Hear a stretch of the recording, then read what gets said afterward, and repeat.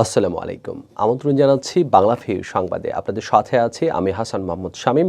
শুরুতেই জানিয়ে দেব লতিফ ট্রাভেলস সংবাদ শিরোনাম।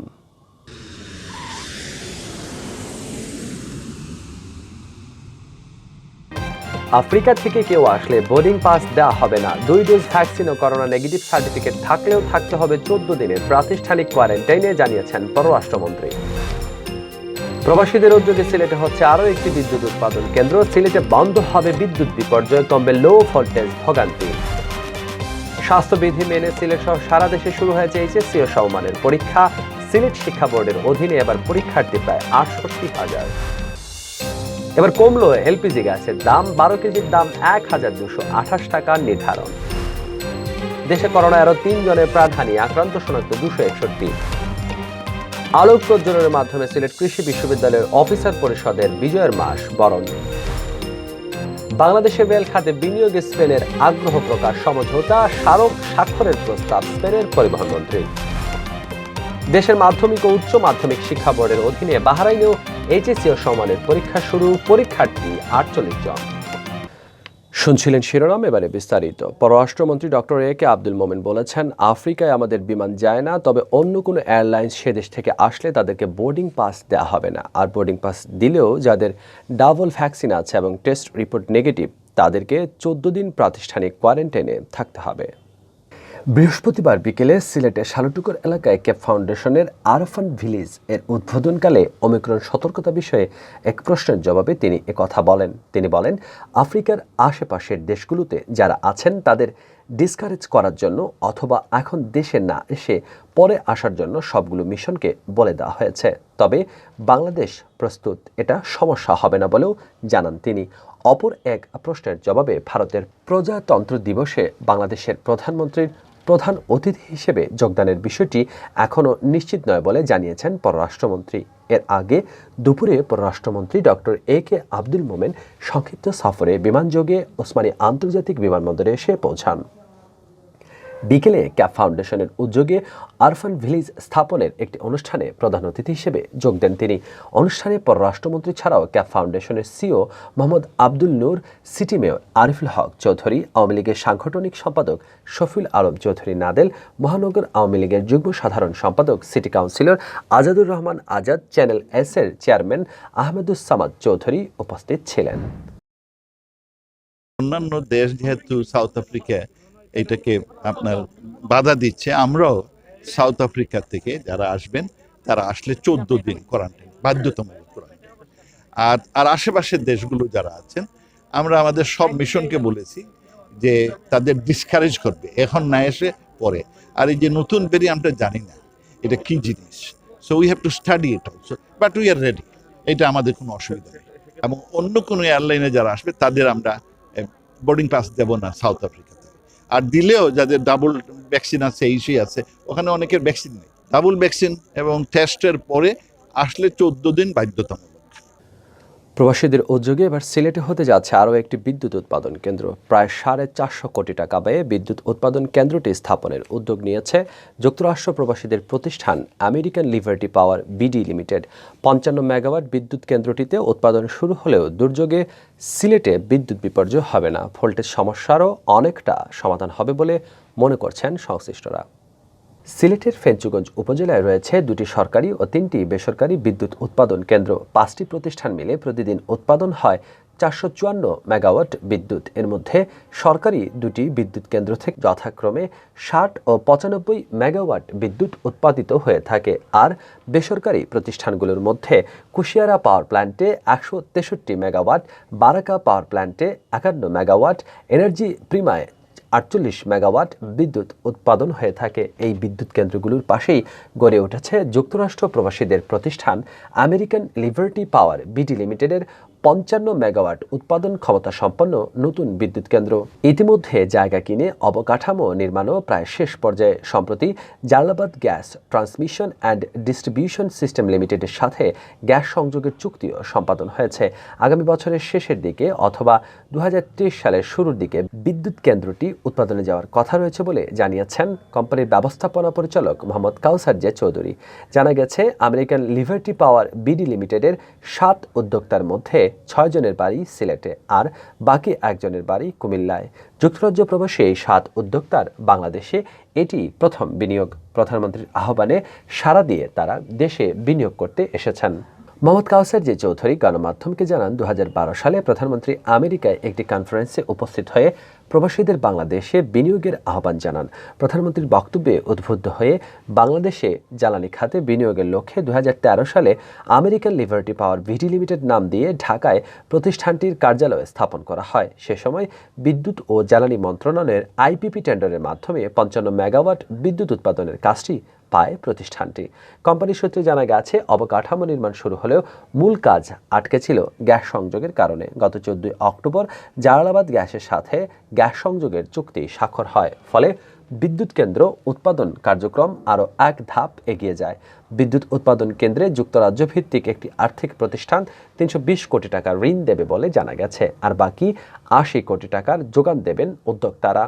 বিদ্যুৎ কেন্দ্র দিয়ে শুরু করলেও আগামীতে কৃষিসহ অন্যান্য খাতে প্রতিষ্ঠানটির বিনিয়োগে আগ্রহ আছে বলে জানালেন আমেরিকান লিবার্টি পাওয়ার ভিডি লিমিটেডের ব্যবস্থাপনা পরিচালক। আর এটা করা গেলে বেশি মানুষের কর্মসংস্থানের সুযোগ সৃষ্টি করা যাবে বলে মনে করেন কাউসার জে চৌধুরী। এদিকে ফেঞ্চুগঞ্জের 5টি কেন্দ্রে 454 মেগাওয়াট বিদ্যুৎ উৎপাদন ছাড়াও কুমারগাঁওয়ে 2টি সরকারি ও 2টি বেসরকারি প্রতিষ্ঠান মিলে প্রতিদিন 330 মেগাওয়াট বিদ্যুৎ উৎপাদন হচ্ছে। নতুন বিদ্যুৎ কেন্দ্র স্থাপনের ফলে সিলেটের গ্রাহকরা বাড়তি সুবিধা পাবেন বলে জানিয়েছেন বিদ্যুৎ উন্নয়ন বোর্ড সিলেটের প্রধান প্রকৌশলী মোহাম্মদ আব্দুল কাদির। তিনি বলেন, নতুন বিদ্যুৎ কেন্দ্র উৎপাদন শুরু হলে বিপর্যয় কাটানো সম্ভব হবে। কোনো বিদ্যুৎ কেন্দ্রে উৎপাদন বিপর্যয় দেখা দিলেও সিলেটে নিরবিচ্ছিন্ন বিদ্যুৎ সরবরাহ নিশ্চিত করা যাবে। এছাড়া মাঝে মধ্যে যে লো ভোল্টেজ সমস্যা দেখা দেয় সেটিও দূর হবে, ফলে গ্রাহকদের ভোগান্তি কমবে। স্বাস্থ্যবিধি মেনে সিলেট সহ সারা দেশে শুরু হয়েছে এইচএসসি সমমানের পরীক্ষা। বৃহস্পতিবার সকাল 10টা থেকে প্রথম দিনের পরীক্ষা শুরু হয়। 1.5 ঘন্টার পরীক্ষায় অবতীর্ণ হন শিক্ষার্থীরা। করোনা পরিস্থিতিতে প্রতিটি কেন্দ্রে ছিল বাড়তি নিরাপত্তা ও সতর্কতা। করোনা পরিস্থিতিতে এবারও অনিশ্চিত হয়ে পড়েছিল সশরীরে কেন্দ্রে উপস্থিত হয়ে পরীক্ষা, কিন্তু গেল কয়েক মাস ধরে করোনা সংক্রমণ নিয়ন্ত্রণ থাকায় এবার সীমিত পরিসরে সিলেবাস দিয়ে এইচএসসি পরীক্ষা নেওয়া হচ্ছে। 3 ঘন্টার পরিবর্তে পরীক্ষা নেওয়া হচ্ছে 1.5 ঘন্টা। দীর্ঘদিন পর সশরীরে পরীক্ষা দিতে পেরে খুশি পরীক্ষার্থীরা। পরীক্ষাও ভালো হয়েছে বলে জানালেন তারা। আমরা আশা করছিলাম যে আমরা অটো পাস পাবো, কিন্তু না থাকে এক্সাম হইছে, ভালোই হইছে। এক্সাম দেওয়ার পরে আমরা অনেক খুশি। হ্যাঁ, অনেক খুশি। মোটামুটি আগের তুলনায় মানে এসএসসি যেভাবে দিয়েছি এর তুলনায় অনেক নর্মাল ছিল। আর তারপরে এই কোভিডের সিচুয়েশনে এরকম পরীক্ষা আশা করা যায়। বৃহস্পতিবার প্রথম দিনের পরীক্ষা গ্রহণের সময় প্রতিটি কেন্দ্রে ছিল বাড়তি সতর্কতা। কেন্দ্রে প্রবেশের আগে পরীক্ষার্থীদের তাপমাত্রা পরীক্ষা ও মাস্ক ব্যবহার নিশ্চিত করা হয়। পরীক্ষার সাথে সংশ্লিষ্টদের এই আয়োজনে সন্তোষ প্রকাশ করেছেন অভিভাবকরাও। এইচএসসি পরীক্ষা অনুষ্ঠিত হলো আজকে প্রথম দিন। সুন্দর এবং সৌহার্দ্যপূর্ণ পরিবেশে পরীক্ষা অনুষ্ঠিত হলো এবং আমরা সবাই অভিভাবকবৃন্দ খুশি যে ছাত্রছাত্রীরা উৎসবমুখর পরিবেশে আজকে পরীক্ষায় অংশগ্রহণ করতে পেরেছে। করোনা পরিস্থিতিতে কোনো পরীক্ষার্থীর শারীরিক অবস্থা সন্দেহজনক মনে হলে তার জন্য প্রতিটি কেন্দ্রে রাখা হয় কোয়ারেন্টাইন কক্ষ। এছাড়া স্বাস্থ্যবিধি নিশ্চিতে নেওয়া হয় সব ধরনের উদ্যোগ। আমরা যে বিষয়টা সবার আগেই ভেবেছি সেটি হচ্ছে যে শিক্ষার্থীরা যে আসবে, পরীক্ষার্থীরা আসবে, সেজন্য শিক্ষা প্রতিষ্ঠানটাকে আগে যতদূর সম্ভব জীবাণুমুক্ত করা যায় সেজন্য কিন্তু আমরা বিগত অনেকটা দিন ধরেই কলেজের পরিষ্কার পরিচ্ছন্নতার দিকে খেয়াল করেছি। আমরা এবারে অনেকটাই নিশ্চিত ছিলাম বা অনেকটাই নিরাপদ বোধ করেছি কারণ আমাদের এইচএসসির প্রত্যেকটি পরীক্ষার্থী কিন্তু টিকা গ্রহণ করেছে। সেদিক থেকে আমরা অনেকটাই নিরাপদ বোধ করছি। এবছর সিলেট শিক্ষা বোর্ডের অধীনে 299টি প্রতিষ্ঠানের 67,792 জন পরীক্ষার্থী ছিলেন। এর মধ্যে 30,822 জন ছাত্র ও 36,970 জন ছাত্রী। দাম বৃদ্ধির 1 মাসের মাথায় এবার দাম কমল তরলীকৃত পেট্রোলিয়াম গ্যাস এলপিজির। ভোক্তা পর্যায়ে বেসরকারি বিপণনকারীদের 12 কেজির প্রতিটি সিলিন্ডারের দাম 85 টাকা কমানোর সিদ্ধান্ত নিয়েছে Bangladesh energy regulatory commission BERC. এতে 12 কেজি এলপিজির দাম দাঁড়ালো 1228 টাকায়। বৃহস্পতিবার বিকেলে এই ঘোষণা দেয় বিইআরসি। শুক্রবার থেকেই এই দাম কার্যকর হবে। বিইআরসির বিজ্ঞপ্তিতে বলা হয়, বেসরকারি এলপিজির ভোক্তা পর্যায়ে মূসক ব্যতীত মূল্য প্রতি কেজি 95.91 টাকা এবং মূসক সহ মূল্য প্রতি কেজি 102.32 টাকা সমন্বয় করা হয়েছে। সে অনুযায়ী রিটেইলের পয়েন্টে ভোক্তা পর্যায়ে 12 কেজি এলপিজির মূসক সহ মূল্য 1228 টাকা সমন্বয় করা হয়েছে। এর আগে গত 4 নভেম্বর 12 কেজি ওজনের একটি এলপিজি সিলিন্ডারের দাম মূসক সহ 1259 থেকে বাড়িয়ে 1313 টাকা করা হয়। দেশে গত 24 ঘন্টায় করোনা ভাইরাসে 3 জনের মৃত্যু হয়েছে। এ নিয়ে মোট মৃত্যুর সংখ্যা দাঁড়ালো 27,986 জনে। এ সময় করোনা শনাক্ত হয়েছে 261 জনের। এ পর্যন্ত মোট শনাক্ত রোগীর সংখ্যা দাঁড়িয়েছে 15,76,827 জনে। বৃহস্পতিবার স্বাস্থ্য অধিদপ্তর থেকে পাঠানো করোনা বিষয়ক নিয়মিত সংবাদ বিজ্ঞপ্তিতে এই তথ্য জানানো হয়। বিজ্ঞপ্তিতে বলা হয়, একদিনে করোনা থেকে সুস্থ হয়েছেন 313 জন। এ পর্যন্ত মোট সুস্থ হয়েছেন 15,41,661 জন। গত 24 ঘন্টায় 21,244 জনের নমুনা সংগ্রহ করা হয়। পরীক্ষা করা হয় 21,057টি নমুনা। পরীক্ষার বিপরীতে শনাক্তের হার 1.24%। সবশেষ 24 ঘন্টায় মারা যাওয়াদের 1 জন পুরুষ ও 2 জন নারী। এ সময়ে ঢাকা, খুলনা ও রংপুর বিভাগে 1 জন করে মারা গেছেন। বাকি বিভাগগুলোতে 24 ঘন্টায় কারো মৃত্যু হয়নি। গত বছরের 8 মার্চ দেশে প্রথম 3 জনের দেহে করোনা ভাইরাস শনাক্ত হয়। এর 10 দিন পর ওই বছরের 18 মার্চ দেশে এই ভাইরাসে আক্রান্ত হয়ে প্রথম 1 জনের মৃত্যু হয়। সিলেট কৃষি বিশ্ববিদ্যালয় অফিসার পরিষদের উদ্যোগে বিশ্ববিদ্যালয়ের কেন্দ্রীয় শহীদ মিনার সূর্যালোকে বর্ণমালায় আলোক প্রজ্বলনের মাধ্যমে বিজয়ের মাসকে বরণ করা হয়েছে। বুধবার সন্ধ্যা 7টায় এই উপলক্ষে বিশ্ববিদ্যালয়ের প্রশাসনিক ভবন প্রাঙ্গণ থেকে আলোক মিছিল বের হয়। সিলেট কৃষি বিশ্ববিদ্যালয় অফিসার পরিষদের সভাপতি কৃষিবিদ মোহাম্মদ আনিসুর রহমানের সভাপতিত্বে সাধারণ সম্পাদক ডক্টর ফখরুদ্দিনের সঞ্চালনায় আলোক প্রজ্বলন অনুষ্ঠানে উপস্থিত ছিলেন সিলেট কৃষি বিশ্ববিদ্যালয়ের রেজিস্ট্রার মোহাম্মদ বদরুল ইসলাম শোয়েব। আলোক প্রজ্বলন শেষে বিশ্ববিদ্যালয়ের রেজিস্ট্রার বদরুল ইসলাম শোয়েব বলেন, জাতির পিতা বঙ্গবন্ধু শেখ মুজিবুর রহমানের নেতৃত্বে এবং 30 লক্ষ শহীদের রক্ত ও 2 লক্ষ মা বোনের সম্ভ্রমের বিনিময়ে 1971 সালের ডিসেম্বর মাসে বাংলাদেশ স্বাধীনতা যুদ্ধে বিজয় অর্জন করে। আলোক প্রজ্বলনের মাধ্যমে সেই সব শহীদদের শ্রদ্ধা জানিয়ে বিজয়ের মাস ডিসেম্বরকে বরণ করেছি আমরা। সাম্প্রতিক সময়ে প্রধানমন্ত্রী শেখ হাসিনার নেতৃত্বে বাংলাদেশ উন্নতির চরম শিখরে আরোহণ করছে।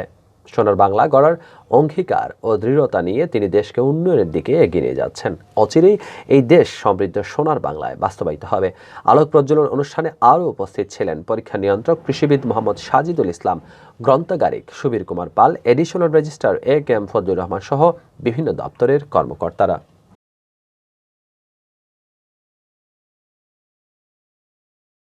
বাংলাদেশ রেলওয়েতে বিনিয়োগে আগ্রহ প্রকাশ করেছে স্পেন। এজন্য একটি সমঝোতা স্বাক্ষরেরও প্রস্তাব করেছেন দেশটির পরিবহন মন্ত্রী রাকেল সানচেজ খিমেনেজ।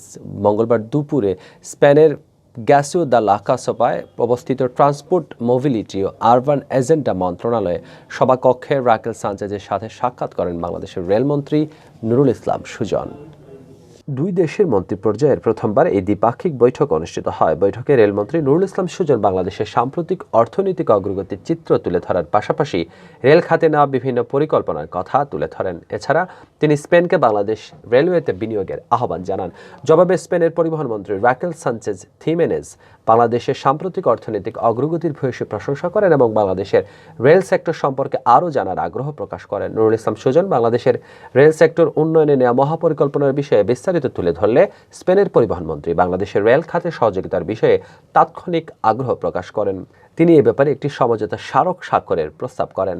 বৈঠকে ঢাকা পায়রা বন্দর পর্যন্ত 264 কিলোমিটার রেলপথ নির্মাণের বিনিয়োগ এবং বেশ কিছু ভবিষ্যৎ পরিকল্পনা, স্পেনের বিশেষায়িত বিনিয়োগ স্কিম সহ দ্বিপাক্ষিক বিভিন্ন বিষয়ে আলোচনা করা হয়।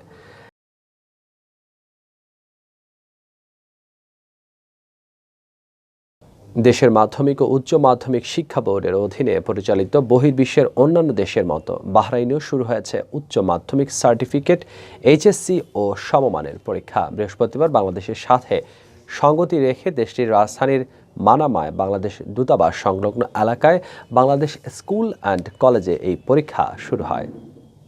এবছর বিজ্ঞান বিভাগ থেকে 19 জন ও বাণিজ্যিক বিভাগ থেকে 29 জন এ পরীক্ষায় অংশ নিচ্ছেন। তার মধ্যে 23 জন ছাত্র ও 25 জন ছাত্রী। পরীক্ষায় মোট অংশগ্রহণ করবেন 48 জন পরীক্ষার্থী। পরীক্ষা চলাকালীন পরীক্ষার কেন্দ্র পরিদর্শন করেন বাহরাইনে নিযুক্ত বাংলাদেশের রাষ্ট্রদূত ডক্টর মোহাম্মদ নজরুল ইসলাম ও লেবার কাউন্সিলর শেখ মোহাম্মদ তৌহিদুল ইসলাম এবং বাংলাদেশ স্কুল অ্যান্ড কলেজের স্কুল পরিচালনা পরিষদের সভাপতি মোহাম্মদ মুইজ চৌধুরী। কেন্দ্র সফরের দায়িত্ব পালন করেন বাংলাদেশ দূতাবাস থেকে দায়িত্বপ্রাপ্ত প্রশাসনিক কর্মকর্তা মোহাম্মদ রুভেল মিয়া। কেন্দ্র সচিবের দায়িত্বে ছিলেন প্রতিষ্ঠানের ভারপ্রাপ্ত অধ্যক্ষ শহীদা বেগম। অধ্যক্ষ জানান, পরীক্ষার সকল নিয়ম মেনেই সন্তোষজনক পরিবেশে শুরু হয়েছে পরীক্ষা। বাহরাইনে 2015 সাল থেকে এইচএসসি পরীক্ষায় অংশগ্রহণ করে সুনামের সাথে এগিয়ে যাচ্ছে বাংলাদেশ স্কুল অ্যান্ড কলেজের শিক্ষার্থীরা। পরীক্ষায় সহযোগিতায় ছিলেন স্কুলের সুপারভাইজার নাসির উদ্দিন। পরবর্তী সংবাদ দেখার আমন্ত্রণ জানিয়ে শেষ করছি বাংলা ফিউ সংবাদ। এতক্ষণ সঙ্গে থাকার জন্য ধন্যবাদ। খোদা হাফেজ।